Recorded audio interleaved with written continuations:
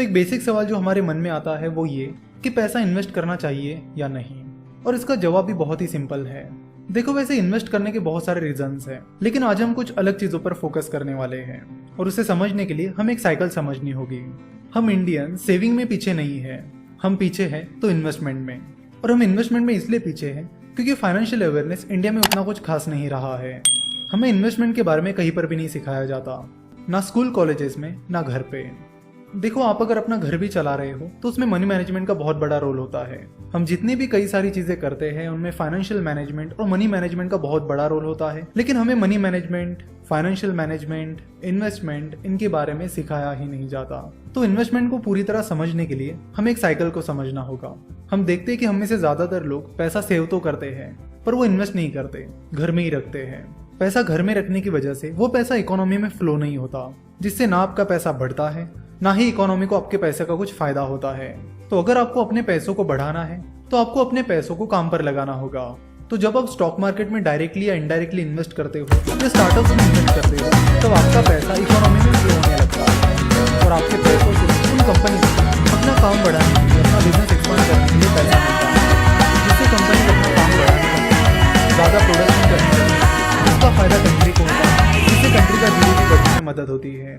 Company जब अपना operation expand करती है, अपना काम बढ़ाती है, तब लोगों को एम्प्लॉयमेंट भी मिलती है।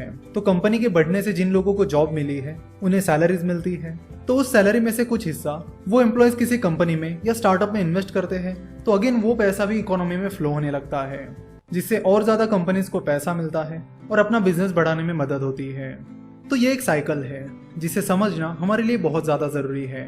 तो इन्वेस्ट करने से ना सिर्फ आपको बल्कि कंट्री को भी फायदा मिलता है, इकोनॉमी ग्रो होने में हेल्प होती है।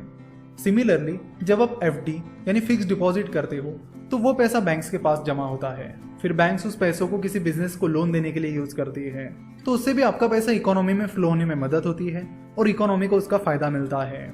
तो चाहे आप अपना पैसा बैंक में डालिए, स्टॉक मार्केट में इन्वेस्ट करिए या म्यूचुअल फंड में इन्वेस्ट करिए, लेकिन कहीं ना कहीं अपने पैसों को आप काम पर लगाइए, उसे घर में मत रखिए।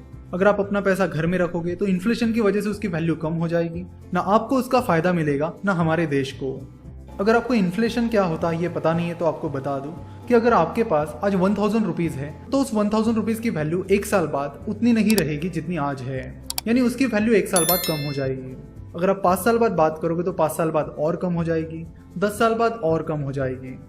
जैसे कि हम कई बार हमारे दादा दादी या नाना नानी को ये कहते सुनते हैं, हमारे जमाने में तो ये चीज बस 10 रुपए की ही मिलती थी और अब देखो इसकी प्राइस कितनी बढ़ गई है। तो इन शॉर्ट ये इन्फ्लेशन इफेक्ट है। अगर आप अपने पैसों को इन्वेस्ट नहीं करोगे, काम पर नहीं लगाओगे और घर पे ही रखोगे तो उसकी वैल्यू कम होती चली जाएगी, जिसका ना आपको फायदा होगा ना हमारे देश को। तो इन्वेस्टमेंट करते समय आपको ये देखना होगा कि आपको जो रिटर्न्स मिल रहे हैं वो इन्फ्लेशन से कम है या ज्यादा। इसके बारे में हम आगे चर्चा करेंगे। इन्वेस्टमेंट करने के लिए नेक्स्ट चीज जो आती है वो होती है फ्यूचर प्लानिंग, यानी जब तक आप काम कर रहे हो तब तक ठीक है, लेकिन जैसे आप काम करना बंद कर दोगे तो फिर पैसा कहाँ से आएगा। तो उसके लिए आपको फ्यूचर प्लानिंग और रिटायरमेंट प्लानिंग करनी पड़ेगी, ताकि जब आप काम करना बंद कर दोगे तब भी आपके पास पैसा बना रहे और पैसा आता रहे। साथ ही अमीर बनने के लिए, अपने डिजायर्स को पूरा करने के लिए भी आपको इन्वेस्टमेंट करना बहुत जरूरी है। तो इन्वेस्टमेंट एक टू वे गेम है, जिससे ना सिर्फ आपको बल्कि कंट्री को भी बेनिफिट मिलता है। नेक्स्ट लेक्चर में हम कुछ इन्वेस्टमेंट स्ट्रीम्स के बारे में बात करेंगे, यानी वो कौन कौन से इन्वेस्टमेंट